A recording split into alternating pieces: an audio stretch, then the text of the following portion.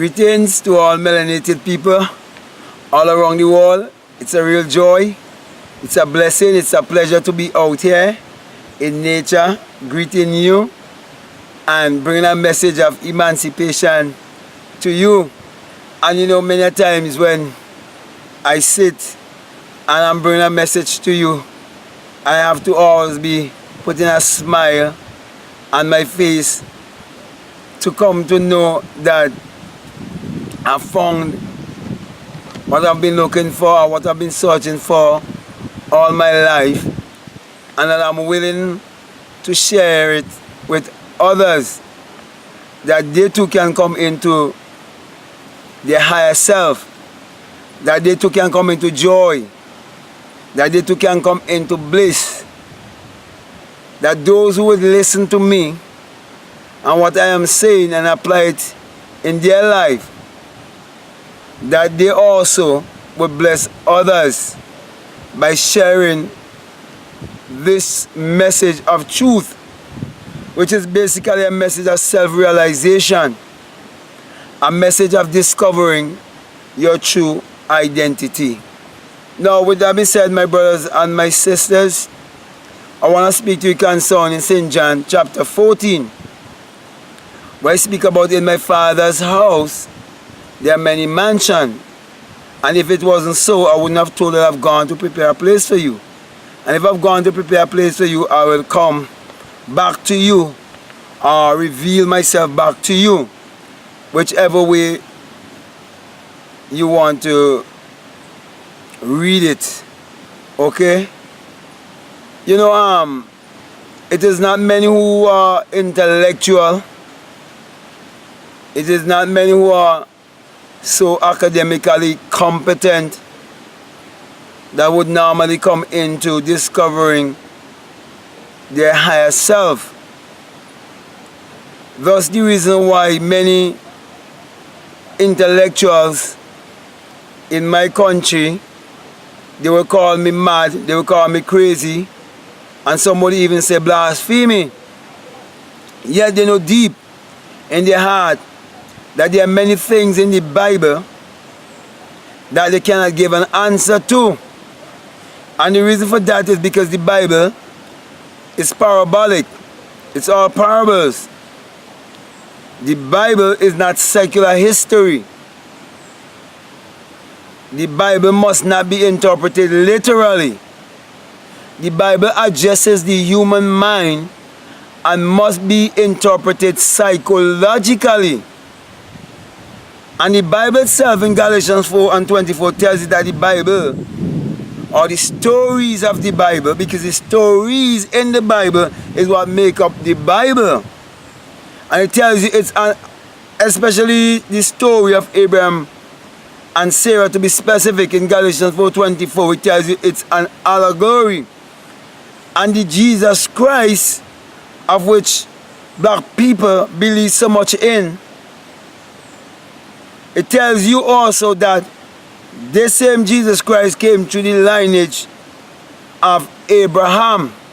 Therefore, if the story of Abraham and Sarah and Hagar and so on is an allegory, it means the story of Jesus Christ is an allegory also. And I'm saying to you that whenever you call on the name of Jesus Christ and you have in your mind as someone who existed 2,000 years ago, you have the wrong God. You have a false God. You have an idol. Because when the Bible speaks of Jesus Christ, it is speaking of your own human imagination, which is the creator in you. It is speaking about the creative power in man. Thus the reason why it is said that all things was made by him, and without him there isn't anything made that was made. And those who would disagree with me, they cannot tell me of one thing in this world that has been made, or ever going to be made, that must not first be imagined. That was not first a thought. That was not first psychological. So with all of that being said, my brother and my sisters, when the Bible speaks about in my Father's house, this is the Father's house. This is where God lives. And this house is a house made of dirt. It's a dirt house. So God is residing in a dirt house. And God is the Father, and humanity is the Son, being symbolized as David. That's the reason why the Bible tells you in Matthew 11 that only the Son can reveal the Father and only the Father can reveal the Son. Then when I ask Christians, who is Jesus Christ? And they tell me he's the Son of God. And I ask them, so then are you the Father? Then they find that I'm being funny with them and so on, and they find all kind of excuses. But I'm not afraid to say that I am the Father. Because I am is the name of God. And you can never say I am and not referring to yourself. And the Bible tells you in Exodus chapter 3 that when you ask yourself the question of who am I, when the answer comes, it will come, I am that I am. I am whatever I believe myself to be. As a man thinketh in his heart, so is he. So the Father is in the house. And the house is referred to as the Son. And the Father is the Creator, who is your own human imagination. Therefore, God and man are one. So the Father and the Son are one. Thus here is why it says, if you go to the bottom of the ocean, he's there. If you go to the highest heights, he's there. Why? I'm pretty sure to tell because he's omnipresent and he's omnipotent and he's omniscient. Because you are there. Because you are also omnipotent, omniscient, and omnipresent. But you have to understand the Bible psychologically. So yes, in this house, there are many thoughts, many ideas, many dreams, many goals. Basically, to wrap everything up, in this house is greatness. In this house, all things are possible. That's the reason why it says, in this house, or in my Father's house, there are many mansions.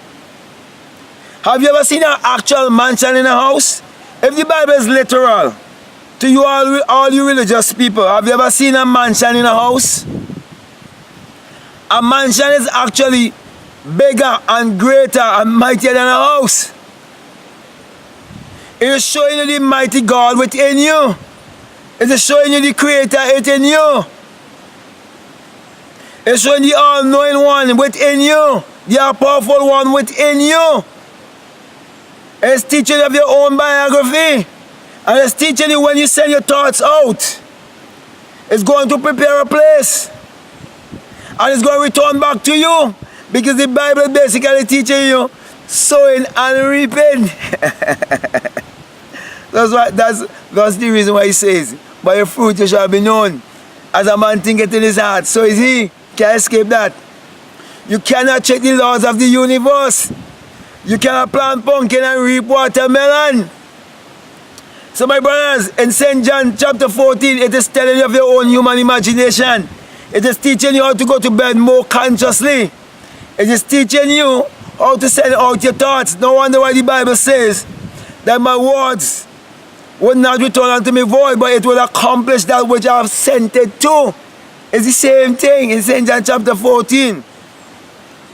So my brothers and my sisters, when you get to understand that the Bible is your own biography, then you will be able to create your reality consciously. Because you will look within your house and you will find that there are many mansions, many tools to create your reality. And you would send your thoughts out by closing the door, which is these eyes of yours, according to Matthew 6:6. And you would speak within yourself. That's where the Father is, in secret, in the place of meditation. And you will see what you want to manifest upon the face of this earth through your mind's eye, through the supernatural eye, through the eye of God, through the eye of faith. And you will fall asleep in the assumption that it is already done. Because this whole world that you see outside of you, it is within you. So anything at all you want in this world, it's already finished. It's already done. It's a finished work. It's already in you. It's downloaded in you. All you have to do is go to the end. And as Habakkuk says, I think it's Habakkuk chapter 2, verses 3. He says, even if the vision tarry, wait, it is for a time. Just wait for it. So with that being said, my brothers and my sisters, I want to say to you, when the Bible speaks about in my Father's house, there are many mansions. It's speaking about your inner man. It is speaking about this house, which is the true house and the only house of God, the temple of the living God. So with that being said, I want to say peace, love you. I want to give you the sign of the eye according to Matthew 6:22. Says if your eye be single, your whole body will be full of light. With that being said, I want to say peace, love you, I'm out.